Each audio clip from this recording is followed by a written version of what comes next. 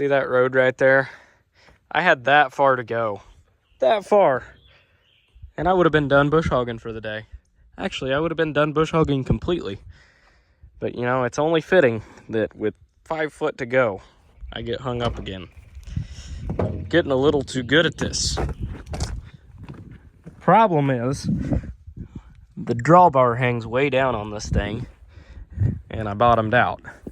And then when I tried to get out of it, I went back and forth, and all I did was make it worse.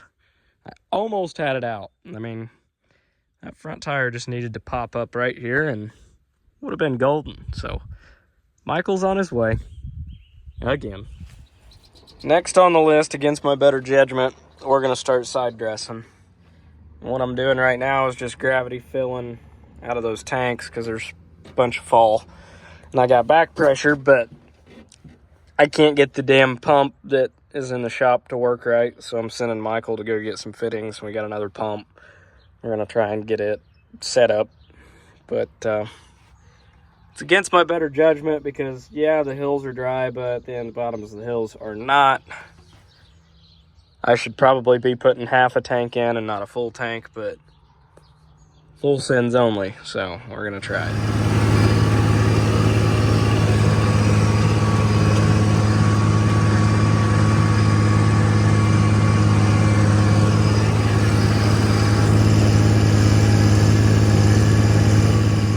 Michael just stopped to see what I wanted him to spray first, because he's going to be spraying some corn. He said anything that he sprays after I side dressed it, if he runs over corn, it was my fault, and he didn't run it over, I did. So I thought that was pretty funny. Got a lot going on. Got the tender there and Michael in the sprayer, side dressing, life's good.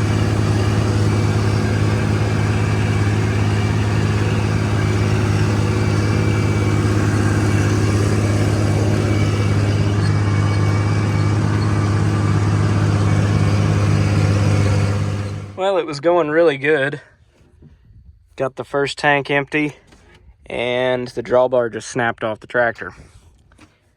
Which, that drawbar, the hole where the hitch was really wallered out. This tractor's got 5,800 hours on it, and it's used to pull some really hard stuff. Well, hard for this tractor. We used to pull a grain cart with this when I was young, so it's been wallered out pretty good. So Michael's on the way with a skid steer. I'm gonna hop off of here with the hydraulics and get everything unhooked. The hitch is in the water here, crossing this ditch, which is what did it. I twisted it off, but it snapped right where it was all wallered out. So not surprised. That's a pretty easy fix, but I'd say that'll be $500 or $600. But get everything unhooked here and lift her out, I guess. Good times. Now I gotta figure out where a chain's at so we can get this thing out. Well, it's hooked up to Michael's truck. We're gonna drag it back to the farm. I drove the tractor back. Skid steer picked it right up, so it wasn't that big of a deal. The hitch pin was even still in it. It didn't even bend the hitch pin, it just snapped the tongue, so that tongue was probably overdue, and I would rather it do it when that bar was empty and I wasn't going down the road loaded, so I'm not that upset about it. If it was gonna break, it broke in a really good spot. We're close to home and not going down the road where we massacre somebody with a 32 bar or whatever you want to call it, liquid applicator. But yeah, it's good. It's got safety chains too, I guess, but still, much rather it break where it did. Michael's had enough of me for today, so I got in the sprayer, which is basically his sprayer now, because I've barely ran the thing. And his exact words were, "Don't F it up. I'll see you tomorrow." And he's pretty right by saying that, so let's go see what we can't do this evening. Went on a little road trip today. There's planters you don't see very often. Not around us, at least, but those are like transplant planters where you got little seedlings and stuff, and you got guys sitting on the back and dropping it, and basically planting that way. Very labor intensive that way, but I'm over here in Knox County headed back home, and there's a bunch of specialty crops over here. There's asparagus, tomatoes, potatoes, all kinds of vegetables, a few orchards. It's a lot more diverse than it is in Daviess County, where we've just got corn, soybeans. We've always had watermelons, I guess, and then pumpkins and stuff like that have been popping up too, but for the most part, it's all corn and cattle around us. So I'm back in the sprayer. The wind, we planned on spraying a bunch today, but the wind just did not cooperate. And it's finally died down enough that I'm running slow with low pressure, but the stuff that I had in the tank, I didn't really want to keep in the tank in case I've got some biologicals in here. And they're kind of known to gum up and not really work too well when you leave them in with chemical too long. So I definitely wanted to get them sprayed out. We mixed the tank this morning and it was calm. Then we sprayed for about 10 minutes and the wind picked up, and I told Michael to quit because it was just blowing all over. So in a 100-acre field here, corn looks really, really good. Well, we're starting to have a few weeds pop up. Not bad. And never fails. That tile is dead center in my track. Works out that way every time, it seems like. But yeah, we're spraying away. We won't get this field done tonight, I doubt. I think I'll run out of chemical before then, but it'd be pretty close, so we'll see. Got a little man riding. He's mom's out of town tonight, so I've got him, and the grandparents have the youngest, so life's good. Well, we didn't get the field done. There's, I don't know, 2-3 more passes left, but I've only got like 50 gallon. And judging by the look of the sky, it's probably best that we don't try and finish the field. So we're headed back to the house to find something to eat, and he's getting a bath, I'm getting a shower, and I guess we'll find something on TV to watch or some tractors to play with. We'll see. I mean, over here it doesn't look bad, but then you can see the storm front coming in. So it's time to head home. Morning. It's Sunday afternoon, I guess. But nice calm day. And we got plenty of spraying to do. So that's what we're gonna do. Let's get with it. So this is your front fill. It's actually a 3-inch fill, but we've got it adapted down to 2-inch because our tender's 2-inch. It is what it is. It works just fine. It wasn't worth the money to go up to a 3-inch for what we're doing. So here's what we got inside. We got your good old Honda, because if it's not a Honda, I don't want it. We've got a Toda atrazine. We're spraying Armazon. And yeah, a little bit of glyphosate, which is Roundup, and that's about it. So actually that is it. So let's get with it, get this thing loaded, and get something done.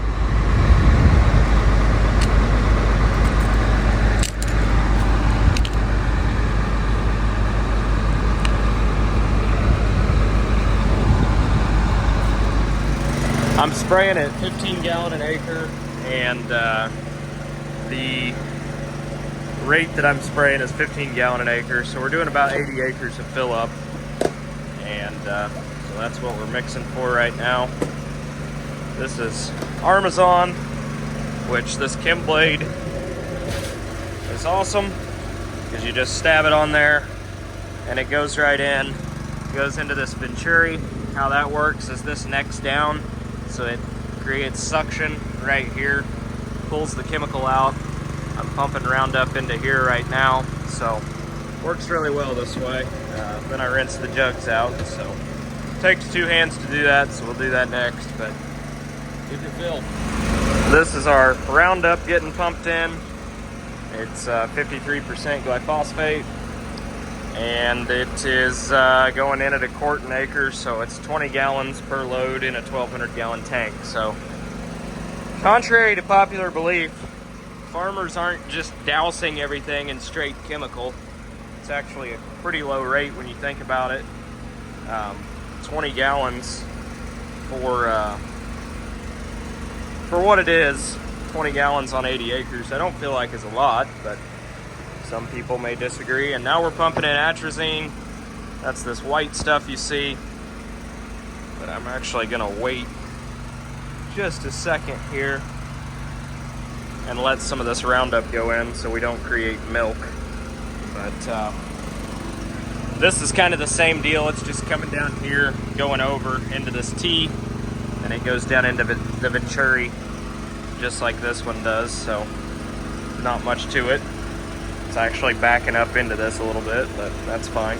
Now that all my chemical's in, I always like to rinse these inductors out with a garden hose. This is just clean water. I like to do that just in case anything would happen with the sprayer. This stuff's not dried in here.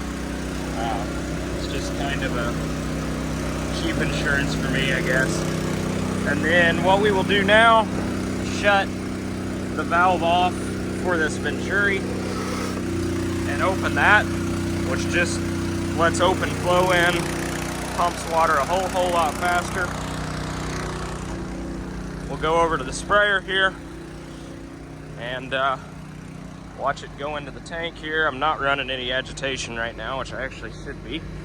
Forgot to kick that on. But that's what it looks like going in. So yeah, making a milkshake. Actually, hopefully we're not making a milkshake. Hopefully we're just making milk. You don't want a milkshake in there. Been there, done that. It's bad time. And we're back at it. Just like that. I got one more pass left in this field. It's 100 acres. Got rained out the other night. Well, that and it was getting dark. So we're back at it. That was a couple days ago. And about to wrap it up. So can't beat it. That'll work. Got the first tank sprayed off. Got 60 acres here and about 20 acres there at home that I finished up in the 100-acre field there. So came out right to 80 gallons, so right on rate, or 80 acres. I had 15 gallon an acre. So right on rate, life's good. We'll drive back, fill up, and do it again. So I'm getting along pretty good with this sprayer. This monitor took me a while to kind of figure out, but now that I've got it mostly figured out, I don't mind it at all. So yeah, life's good. Basically rinse and repeat, let's do it again. So hook up the hose and dump your stuff, kick on your pump, and life's good. Not really much to it, just some math, but once you figured out one load, you figured them all out, so ain't bad at all. This is a yard that I probably shouldn't kill. I'd say it's best that I don't, because it's best that I don't. Well, I did my best not to kill their yard, so hopefully they don't raise my interest any.